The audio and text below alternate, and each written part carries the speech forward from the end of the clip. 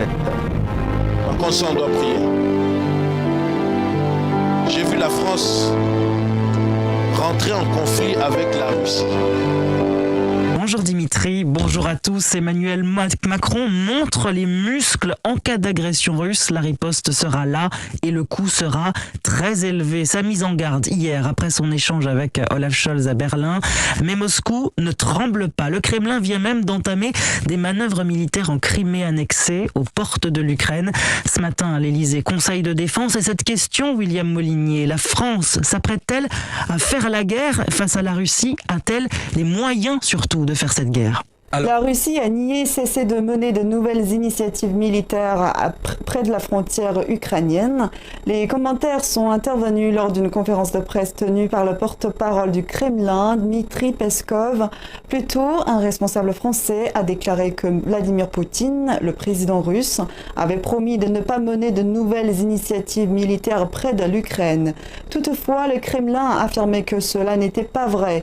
Le même responsable français a encore ajouté que Poutine avait également convenu que les troupes russes participant à un exercice militaire en Biélorussie seraient retirées. Peskov, de son côté, a indiqué que les troupes russes retourneraient à leur station après les exercices. Malgré les pourparlers en cours, la Russie et la France n'ont pas encore été en mesure de conclure un accord visant à désamorcer les tensions. Et puis je voyais une autre vision. Je voyais le président Poutine assis. Et il était en train, avec les trucs que les enfants jouent avec le puzzle, il était en train de monter quelque chose. Il réfléchissait, il s'arrêtait. Il montait quelque chose. Dieu m'a dit, à partir de 2022, beaucoup de nations européennes vont se lever contre Poutine parce qu'il va commencer subtilement la démarche de restaurer l'URSS. Ils ont fait le déplacement spécialement. Objectif, évaluer la situation en Ukraine.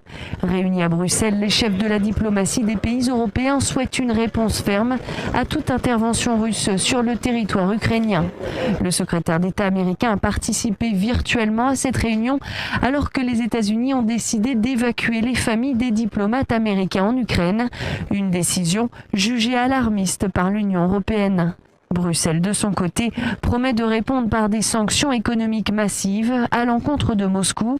Bruxelles débloque d'ores et déjà une enveloppe supplémentaire pour venir en aide à Kiev. Et comme moi, je suis curieux, je suis parti voir quand l'URSS est née.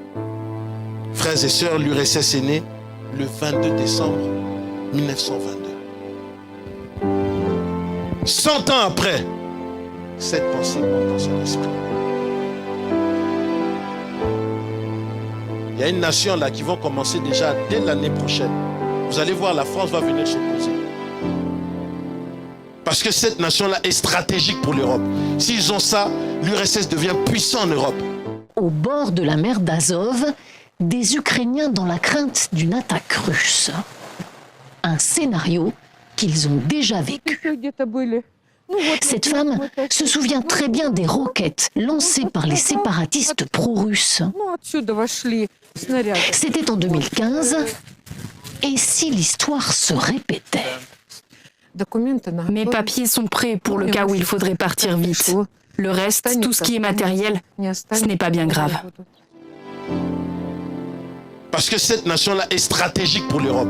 S'ils ont ça, l'URSS devient puissant en Europe.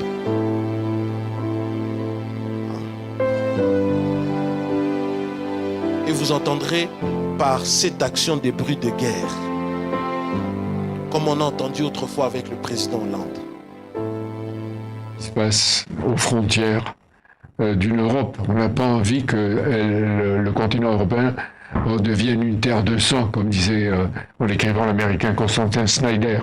Mais qu'est-ce que nous pouvons faire? Et en quoi ça nous concerne, nous, Français? Ce qui se passe en Ukraine? Oui. D'abord, le continent européen.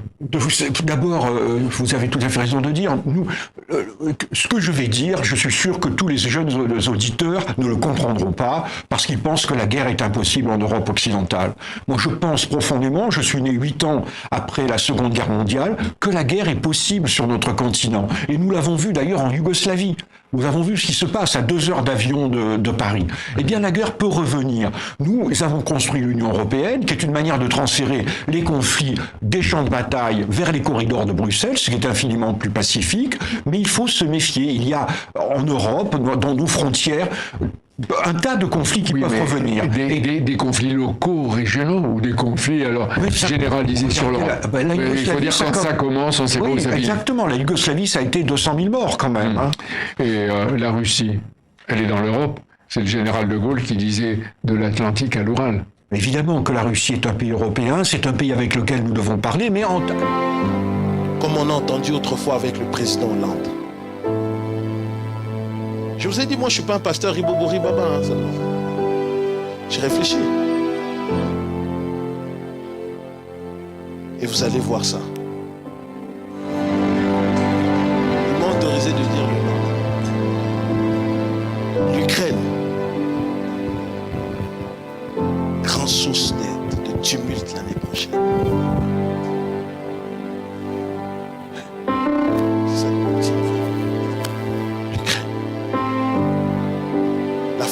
C'est pour ça que je vous ai dit, j'ai vu la France venir sur le Emmanuel Macron. Si Dieu vit et que moi je rentre dans son conseil, ces choses vont arriver.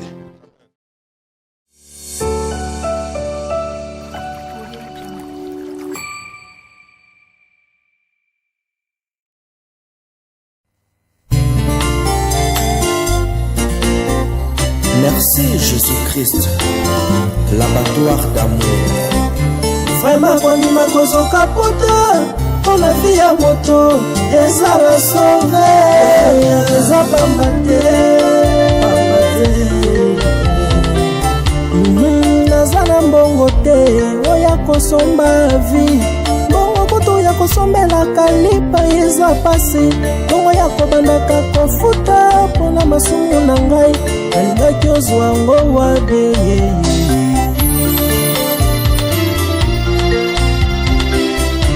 Ngana na mbongo te oya kosomba vi. Mbongo kutu ya kosalela provision kotia na ndako pasi. Mbongo ya kobandaka kofuta mpona masumu na ngai. Alingaki ozwa ngo wabe nasombaka ntaba mobimba, nasombaka ngombe mobimbe mpo nakende kotumba ngo mpo nazwa bolimbisami ya masumu na ngai.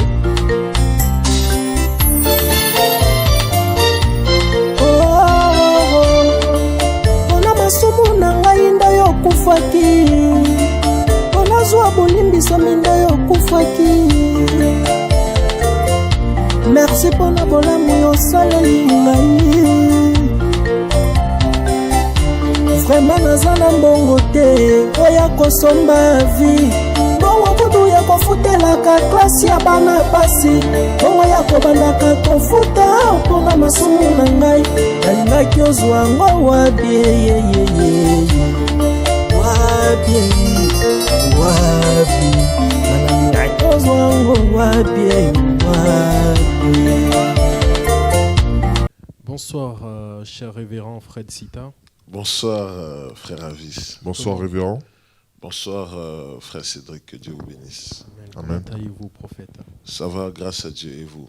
Très bien, par la grâce de Dieu. Amen. Alors, nous venons de visionner un extrait datant justement du 30 décembre 2021, oui, où nous vous voyons prédire clairement un conflit franco-russe, et vous avez aussi mentionné l'Ukraine.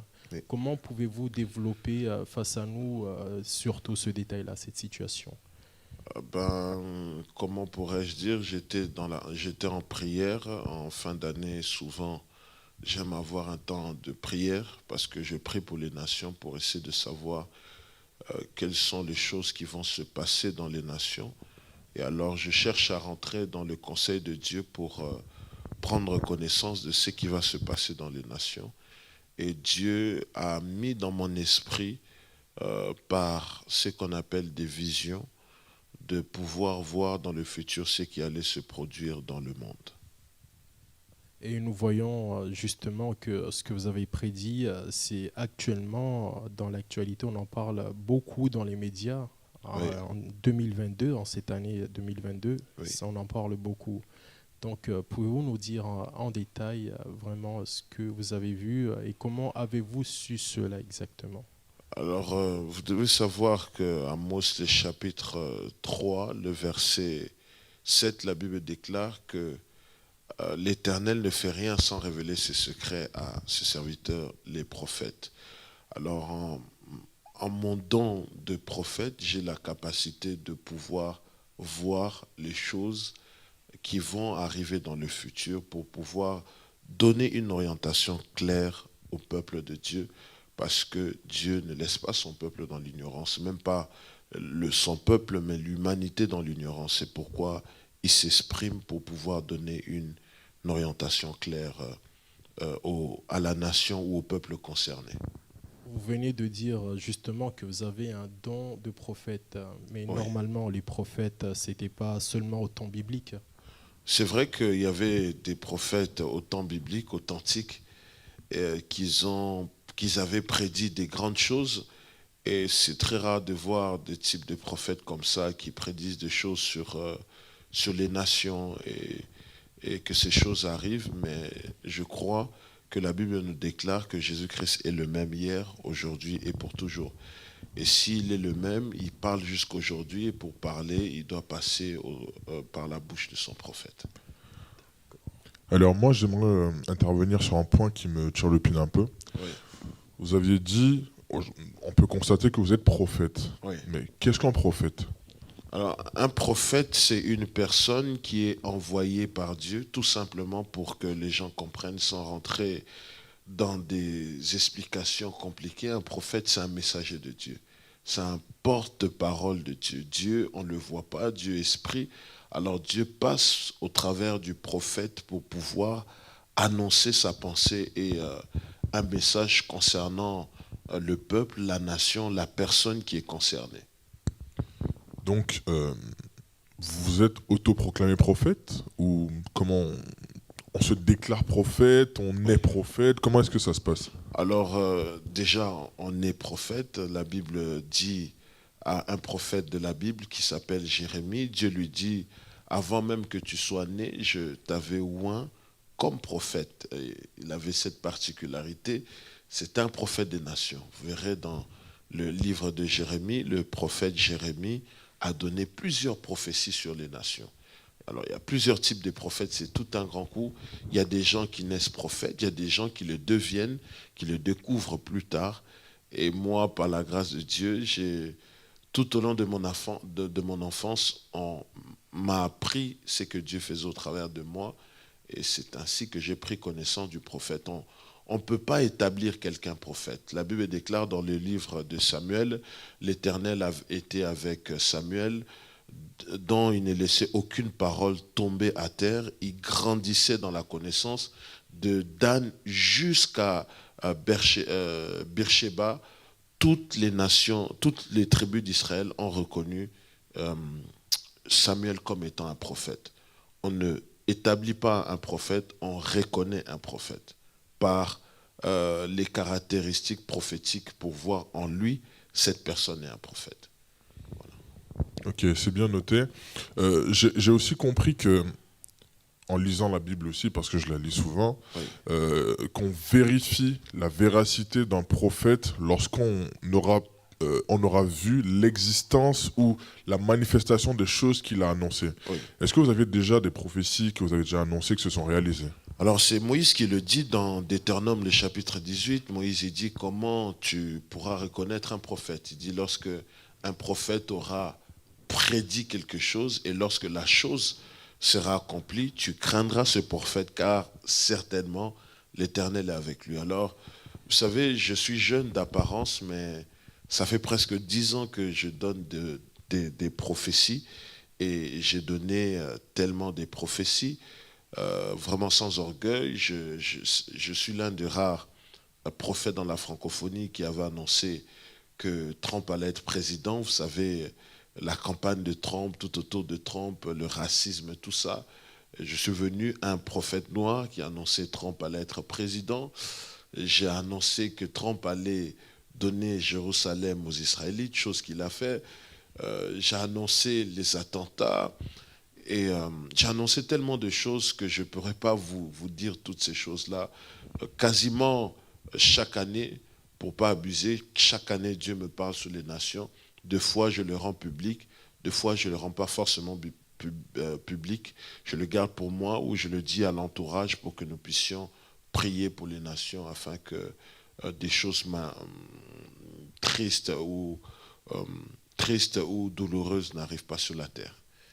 Si nous revenons justement à notre sujet sur l'Ukraine, vous avez parlé de bruit de guerre. Est-ce que la nation française doit-elle s'attendre à une éventuelle guerre militaire? Lorsque j'ai prophétisé sur la France, les Français, je pense que les Français doivent nous suivre, j'avais dit concernant la France que c'était très sérieux. Souvenez-vous, j'avais rigolé un peu juste avant parce que je donnais une autre prophétie. Je dis c'est très sérieux, que nous devons faire attention. À cette prophétie, nous devons faire attention et prier parce que je voyais un conflit se créer entre la France et la Russie. Vous savez, on fonctionne dans le monde spirituel avec des avals et des autorisations. En ce net moment-là, quand je prophétisais, je n'avais pas l'autorisation de dire l'Ukraine. Vous avez remarqué, j'ai parlé de tout ce que je devais parler. À la fin, je dis que l'Ukraine sera un grand sujet de conflit. Et je voyais le président Poutine ou la Russie rentrer en conflit avec la France. Je savais que ça allait être à cause de l'Ukraine. Dieu m'a dit qu'il y aura des bruits de guerre, mais il n'y aura pas de guerre. Il n'y aura pas de guerre, il y a une condition à cela, bien évidemment. D'accord. Mais si nous revenons un peu dans les choses du passé, concernant les guerres passées, nous voyons que les Russes, ils étaient alliés avec l'Allemagne. Est-ce que l'Allemagne va-t-il rentrer aussi en scène dans cette situation en fait? Parce que j'ai vu dans les visions, vous avez parlé justement de l'Allemagne également. Oui, j'ai parlé de l'Allemagne parce que je voyais un conflit entre la France aussi et l'Allemagne. Je n'ai pas parlé de conflit, c'est comme des intessels, n'est-ce pas? Vous voyez, quand vous frottez quelque chose, il y a des lumières. Donc il y a quelque chose qui peut se passer qui pourra créer... friction. Voilà. Quelque chose qui va se passer très rapidement qui pourra créer des frictions entre la France et l'Allemagne. Nous savons tous que l'Allemagne fait partie de l'Union européenne et la France ne peut pas décider toute seule sans consulter les 27 pays de l'Union européenne pour pouvoir prendre des décisions. L'Allemagne est liée aussi un peu avec la Russie à cause de ressources, n'est-ce pas, de ressources souterraines, n'est-ce pas, souterrains. Donc ils sont liés à cause de ça et nous savons tous que la France et l'Allemagne, quand on regarde l'histoire, ils ont été alliés. À un moment aussi, ils étaient en guerre. Donc, il faut rester en prière pour cela. Ok. Et si nous voulons rentrer maintenant au plein cœur du sujet, parce que vous nous avez parlé de l'Ukraine, mais avec un protagoniste qui est quand même important, qui est Monsieur Vladimir Poutine, qui est le président de la Russie. Quelle est la pensée du président Poutine par rapport à ce que vous avez pu voir? C'est une question très osée de pouvoir parler de ça en public. Ça fait quand même un moment que je prophétise et je suis devenu sage. Et j'ai compris que la sagesse de Dieu veut que je ne parle pas de tout en public. Vous savez, c'est un homme d'État, un homme de guerre. Et je ne peux pas exposer le plan d'un homme de guerre, d'un chef d'État en public. Alors, si les personnes qui ont besoin et qui sont concernées, ils veulent savoir, ils pourront rentrer en contact avec moi et je pourrai faire de mon mieux pour aider la nation. Ok. Et toujours dans la même lignée, j'aimerais bien savoir quelle est la lecture qu'on pourrait faire de tous ces événements. La lecture qu'on peut faire de tous ces événements, c'est que le danger pèse sur la terre, vous voyez.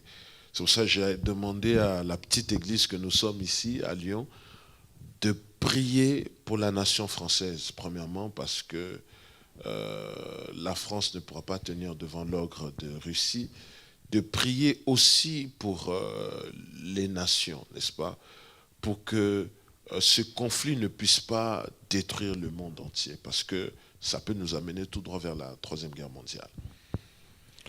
Et vous avez dit que vous avez demandé à l'Église de prier pour les nations, mais les questions que les Français vont se poser par rapport à cette situation, quels conseils pourrez-vous leur donner face à cette situation que nous traversons actuellement? D'accord. Si je peux donner un conseil aux Français qui nous suivent en ce net moment, c'est de retourner à Dieu. Vraiment, la France a besoin de retourner à Dieu.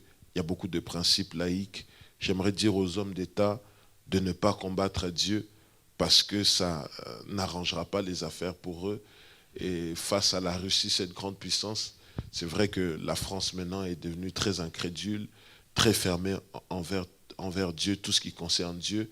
Mais par ces prophéties, Dieu démontre que Dieu est là et Dieu veut le bien pour les Français, non seulement pour les Français, mais pour l'humanité.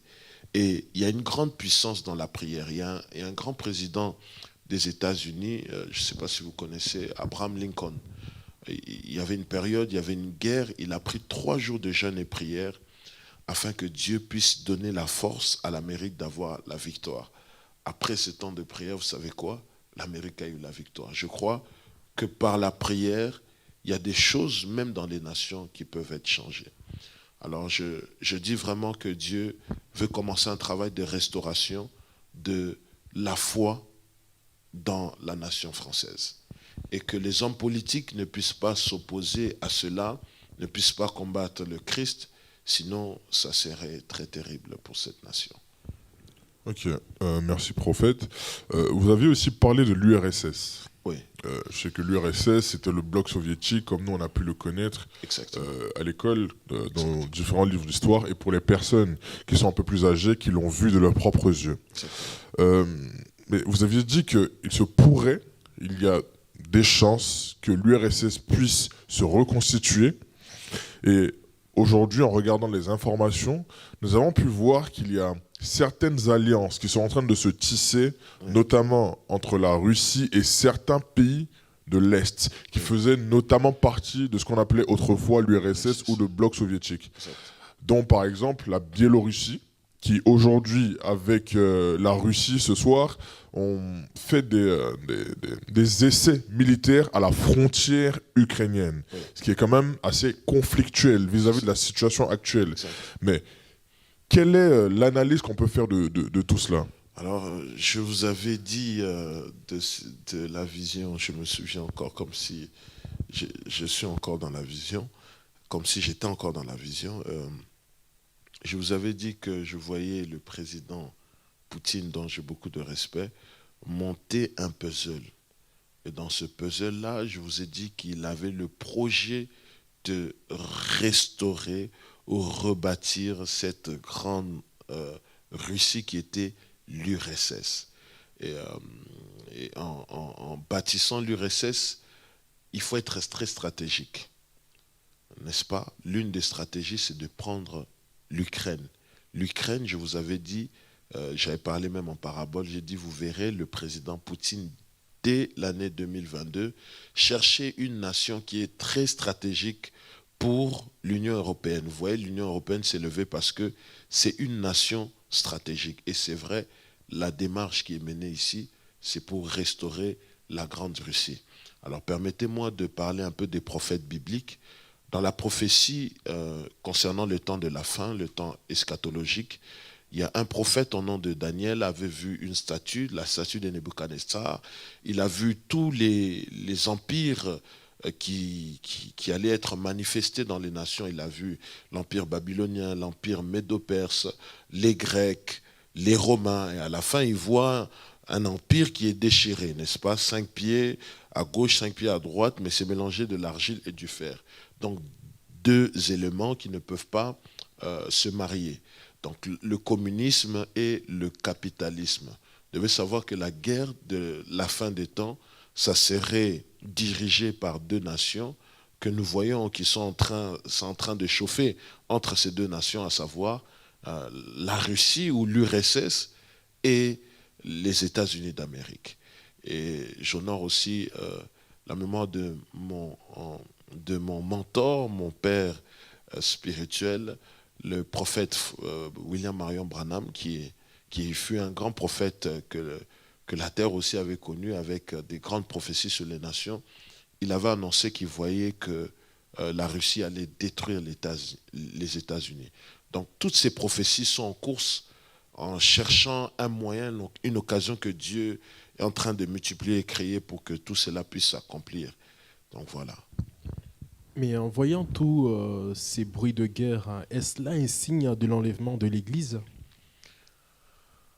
Alors Jésus nous a dit dans Matthieu 24, il y aura des bruits de guerre, il y aura des épidémies, il y aura toutes ces choses.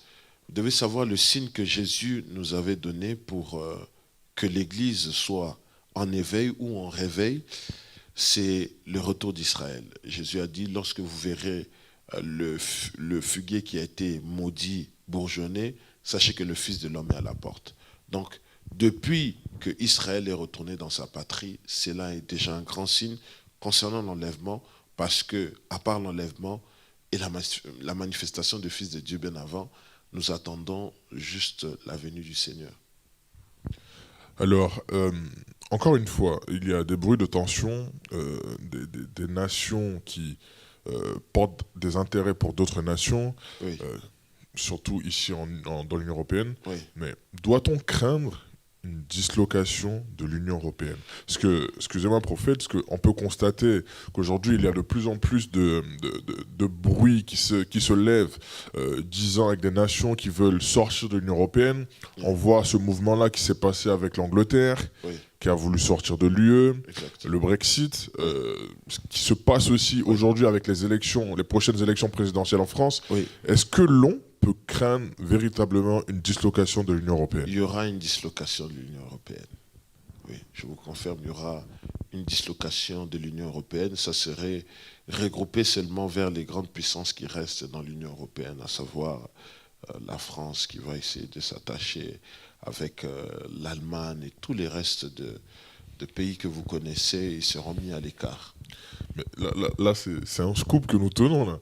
Une dislocation de l'Union européenne, du coup, pour moi qui ai grandi et qui suis né on va dire, dans ce paradigme-là, est-ce que je dois craindre de l'avenir, surtout pour les enfants, les générations à venir? Quelle est l'attitude que nous devons adopter?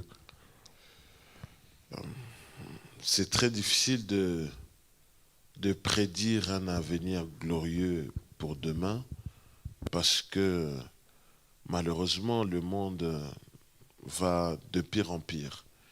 Et il faut que tous les royaumes et les princes de ce monde puissent tomber afin que le véritable prince de paix, Christ, puisse venir. Et juste avant lui, l'antichrist être manifesté. Donc le monde ne peut plus aller dans un bon sens, parce que les gens qui dirigent ce monde, ils ont un ordre à établir. Donc j'essaie de parler en parabole afin que vous puissiez comprendre. Mais avec Dieu, je crois que Dieu gardera les siens et préservera toutes les personnes qui vont se donner à lui. Je crois que vraiment, des gens ont besoin de se donner à Dieu avec tout ce qui arrive sur la terre. Et si il arrive que vous êtes convoqué par l'État français pour avoir plus de détails sur ce que vous nous prédisez, qu'est-ce que vous pourriez dire à l'État français lorsqu'ils vous chercheront à savoir exactement les prophéties? Alors je crois que je vis en France, et je crois que j'ai grandi en France. Quoique étant né au Congo, j'ai grandi en France, j'aime la France, je prie pour la France. Quand je prédis les prophéties, ou je prophétise les prophéties publiquement, c'est dans le but que les autorités puissent entendre. Vous savez, j'ai donné pas mal de prophéties. La prophétie de Nice, j'ai prédit ça, je crois, en 2019. Je disais que je voyais qu'on préparait un attentat, mais on attaquait une église. Si j'étais en contact, je ne sais pas moi, avec les services français, je ne sais pas, avec les hommes d'État, j'aurais pu aider et orienter déjà les responsables, les chefs d'État pour pouvoir épargner la mort de ces personnes qui sont mortes. Donc je crois que Dieu fait rien sans révéler ses secrets à ses serviteurs, les prophètes. Et on voit même plusieurs prophètes qui ont travaillé même à côté des rois qui ne croyaient même pas en Dieu. Daniel, il a travaillé à côté du roi Nebuchadnezzar. Il a travaillé à côté de Darius. Il a travaillé à côté de Cyrus. Il a travaillé à côté de tous ces grands noms. On voit aussi le prophète Nathan, dont David consultait à tout moment pour savoir qu'est-ce qu'il doit faire, qu'est-ce qu'il ne doit pas faire. Et avoir Dieu de son côté, c'est une victoire assurée. Ça, je peux le dire à tous les responsables de cette nation. Oui. Merci à vous, prophète. Merci beaucoup à vous pour l'invitation. Je pense que nous avons quand même nous avons pu être éclairés face à cette situation, face à toute cette demande que nous avons pu recevoir des gens qui voulaient un éclaircissement par rapport au conflit actuel sur l'Ukraine. Nous remercions pour ce petit moment de partage avec vous. Merci à vous. Est-ce que vous avez un dernier mot? Le dernier mot que j'aurais pour le peuple français, ça serait de nous demander un instant, si vous me permettez, de prier pour la nation parce que les prophéties sont conditionnées. Et prier pour la nation française et d'inviter encore aux responsables de la nation de ne pas combattre Dieu. De ne pas combattre Dieu. De ne pas... C'est un pays laïque, mais de ne pas faire que la laïcité détruit la liberté de l'adoration, de célébrer Dieu. De ne pas combattre Dieu. Ici, le Dieu dont je parle, c'est Jésus-Christ. C'est lui dont je suis en train de parler. Je suis vraiment ouvert à pouvoir aider les personnes d'État, même dans leur carrière, en les orientant concernant les choix de leur destinée pour qu'ils puissent réussir. Mais ici, j'aimerais prier pour la France et prier pour tous les Français. Seigneur, je prie pour la France, ô Dieu. Dans cette parole prophétique, le but, ce n'est pas de condamner la France, mais plutôt c'est de sauver la France et le peuple français. Seigneur, je prie que tu puisses calmer les esprits. Toi qui es le maître des esprits, toi qui es le roi des rois, toi qui es au-dessus de toutes les autorités, de calmer les esprits, ô Dieu. Tu m'as dit qu'il y aura des bruits de guerre, mais il n'y aura pas la guerre. Seigneur Dieu de gloire, je prie que tu puisses calmer, Seigneur, que tu puisses créer une cohésion entre le président Poutine et le président Macron, que tu puisses donner la sagesse et l'intelligence à tous les présidents, ô Dieu de gloire, de l'Union européenne, aux responsables des États-Unis, qui travaillent, ô Dieu de gloire, pour ramener la paix, que la cohésion rentre, ô Dieu, qu'un point d'entente puisse être trouvé, ô Dieu de gloire, pour que la paix et la tranquillité règnent dans cette nation.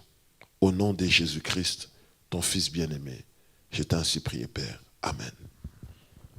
Merci à vous, prophète, d'avoir Merci répondu beaucoup. à notre invitation. Merci à vous. On vous dit à très bientôt. À très bientôt. Et bonne soirée. Bonne soirée, merci. Shalom, peuple de Dieu. Shalom à toutes ces personnes qui vont nous suivre de partout. Je suis votre humble servante, Sœur Jenny Fernandez. Je réside à Londres.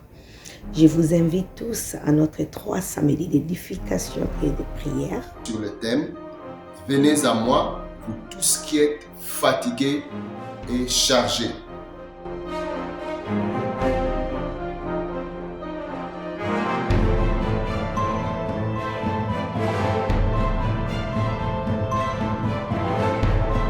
Le programme se tiendra tous les samedis du mois de février.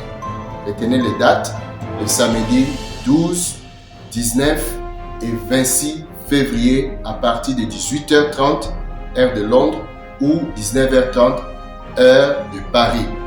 Ce sera en live sur la page Sœur Jenny Fernandez Gospel Singer. Que Dieu vous bénisse. Et j'espère que Dieu est au rendez-vous. Vous serez tous bénis. Invitez les autres. N'oubliez pas d'inviter. Et Dieu est au rendez-vous. Alléluia. Que Dieu vous bénisse.